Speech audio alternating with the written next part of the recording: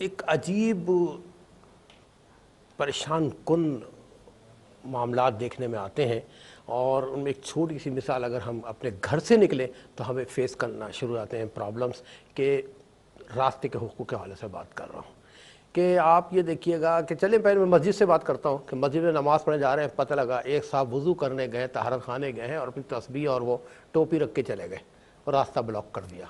دوسرے صاحب سنتیں پڑھ رہے ہیں تو عین جہاں پہ راستہ ہے پیسے وہاں پہ کھڑے کو سنتیں ادا کرنا شروع کر دیا نوافل۔ اس حوالے سے مسجد سے ہم شروع کریں گے، راستہ روکنا کیسا ہے؟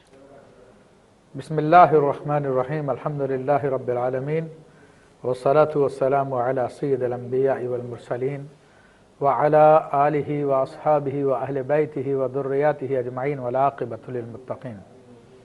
آشکار بھائی، گزشتہ ہفتے بھی میں نے وہ حدیث شریف بیان کی تھی اور میں نے ذکر کیا تھا کہ دنیا میں صرف اسلام ہی کامل ضابطہ حیات ہے بے شک جو زندگی کے ہر شعبے میں ہمیں ہدایات دیتا ہے۔ تو جہاں تک راستے کے حقوق کا تعلق ہے تو نبی کریم صلی اللہ علیہ وسلم کی متعدد احادیث اس میں ہیں، اور اس حوالے سے حضرت ابو سعید خدری رضی اللہ تعالیٰ کی حدیث مسلم شریف میں بھی ہے کہ نبی کریم صلی اللہ تعالیٰ علیہ وسلم نے ارشاد فرمایا کہ یاکم و مجالسکم فی الطریق، کہ تم اپنی مجلس راستے میں لگانے سے بچو۔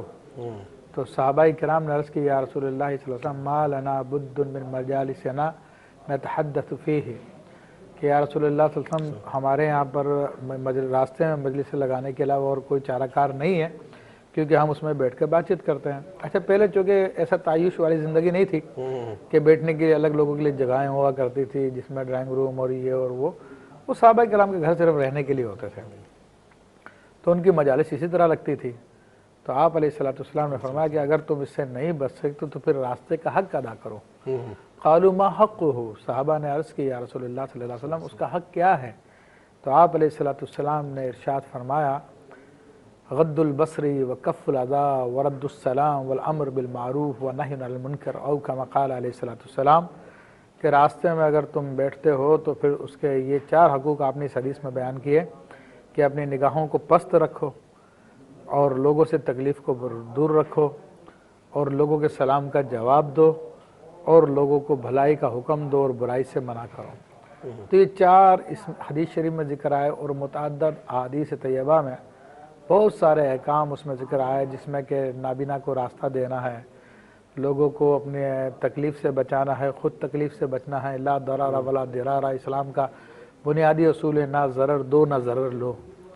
اسی طرح لوگوں کی مدد کرنا ہے راستے میں، اور تکلیف دہ چیز کو ہٹا دینا ایمان کا ادنا ترین حصہ قرار دیا گیا ہے۔ تو تقریباً بہت سارے حقوق نبی علیہ الصلوۃ والسلام نے، یہاں تک اس کی حد بھی بتائی ہے کہ اس کی حد بندی کتنی، راستہ کم سے کم کتنا ہونا چاہیے۔ اگر راستہ چھوڑنے کی بات آئے تو آپ نے بتایا کہ 7 گز کا کم سے کم راستہ ہونا چاہیے اس میں۔ تو اسلام تو الحمدللہ رب العالمین پورے طور پہ بیان کر رہا ہے، لیکن ان تمام چیزوں کو نافذ کرنے کے لیے اسلام کا ایک نظام حکومت بھی ہے، اور یہ انسانی نفسیات ہے کہ جب تک اس میں کوئی پنشمنٹ کا پہلو نہیں آتا تو تب تک لوگ جو ہے اس کے اوپر عمل نہیں کرتے ہیں، ریوارڈ اینڈ پنشمنٹ۔ تو یہ حکومت کا کام ہے، اداروں کا کام ہے کہ جو نبی علیہ الصلوۃ والسلام نے اصول بیان فرمائے ہیں ان اصولوں کو نافذ کرے، اور جو اس کی خلاف ورزی کرتا اس پہ اس کی پکڑ کرے۔ عوام تو ہے قصوروار، لیکن الناس علی دین ملوکہم، لوگ اپنے بادشاہوں کے دین پہ ہوتے ہیں۔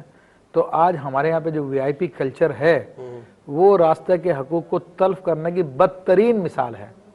اس میں کوئی شریف آدمی راستے میں چلنا اس کے لیے دو بر ہوتا ہے، وہ ان کے پیچھے گاڑیوں میں لوگ بیٹھے ہوتے ہیں اور دور دور سے لوگوں کو ہاتھوں سے دھکا دینے کی کوشش کر رہے ہوتے ہیں کہ دور ہٹو دور ہٹو دور ہٹو۔ تو یہ تو کوئی اسلام کا طریقہ کار نہیں ہے۔ تو یہ چونکہ اوپر سے سارا معاملہ بگڑا ہوا ہے تو اس لیے لوگوں پر بھی بات آ جاتی ہے۔ تو ہمارا کام تو سب کو توجہ دلانا ہے۔ آپ نے فرمایا اسی والے سے ایک ضمنی سوال یہ ہے کہ کوئی وی آئی پی موومنٹ ہوتی ہے تو ٹریفک روک دیا جاتا ہے، اس میں مریض تڑپر ہوتے ہیں، ایمبولینسز کو بھی نہیں جانے دیتے۔ اگر خدا نخواستہ کوئی مریض ایکسپائر ہو جائے تو میں تو فتویٰ لوں گا آپ سے، کیا اس موومنٹ میں جو شریک کار ہیں یا وی آئی پیز ہیں وہ قتل پہ شریک نہیں ہوں گے اس بندے کے؟ بلا شبہ بالکل ہوں گے، یہ ان کے حد سے تجاوز ہے، کیونکہ وہ اللہ کے بندے ہیں، عام انسان ہیں۔ عہدے دار ہونا ایک الگ بات ہے، لیکن ویسے ان کو یہ حق نہیں ہے کہ لوگوں کے راستوں کو بند کر کے خود چلنا شروع کر دیں. آپ یہ فرما رہے ہیں کہ اگر ان کی وجہ سے کوئی مریض ایمبولینس میں ایکسپائر ہو جاتا ہے تو ہو سکتا ہے قتل کے الزام اوپر جا کے پکڑ لیا جائے.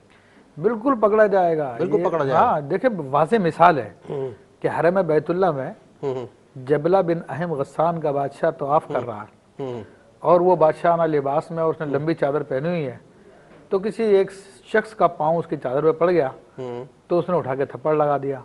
نظر نہیں آتا میں یہاں سے گزر رہا ہوں, میں بادشاہ وقت ہوں. سید عمر فاروق رضی اللہ عنہ کی عدالت میں جب مسئلہ پیش کیا گیا تو آپ نے جبلہ بن اہم سے کہا کہ اس کا بدلہ تو تھپڑ کھانا پڑے گا تمہیں. واہ, تمہیں تھپڑ مارا تو تھپڑ کھانا پڑے گا تمہیں. ماشاءاللہ ماشاءاللہ. تو اس نے کہا کہ یہ تو نہیں ہو سکتا, تو وہ بھاگ گیا واپس, کافر ہو گیا وہ. آپ نے کہا کوئی مسئلہ نہیں ہے, بدلہ اسلام میں ہے. تو یہ کسی کو حق نہیں پہنچتا کہ لوگوں کا راستہ بند کر کے اپنی جو ہے شان و شوکت کے اظہار کرنے کے لیے جناب فلاں صاحب جا رہا ہے فلاں صاحب جا رہا ہے, تو یہ بہت بڑی ظلم کی بات ہے. ناظرین آپ نے دیکھا, میں نے موقع کے حوالے سے مفتی صاحب سے ایک فتویٰ لے رہا تھا. مفتی صاحب نے برملا اس بات کا فتویٰ دیا ہے کہ اگر وی آئی پی موومنٹ کی وجہ سے, پھر سن لیں, وی آئی پی موومنٹ کی وجہ سے راستے بند کیے گئے اور کوئی پیشنٹ اگر ایمبولینس میں یا اسپتال جاتے ہوئے راستہ نہ ملنے کی وجہ سے انتقال کر جاتا ہے تو اس وی آئی پی موومنٹ کے جتنے بھی ذمہ دار ہیں وہ سب اس قتل میں شریک ہوں گے اور ان سے قصاص لیا جائے گا قیامت کے دن. اور اس دنیا میں اگر اللہ کے ولی آ گئے تو وہ بھی شاید لے لیں. بہرحال یعنی اتنی واضح بات ہے. سید عمر فاروق رضی اللہ عنہ فرماتے دریائے نیل کے کنارے اگر بکری کا بچہ کو بھوک پیاس سے مر جائے تو عمر ذمہ دار ہے. تو یہ تو وہ تو کہیں ڈائریکٹ سبب بھی نہیں بن رہا, یا اللہ, اللہ تعالیٰ یہاں پر تو براہ راست سبب بن رہا ہے. اللہ تعالیٰ عقل سلیم عطا فرمائے ہم سب کو.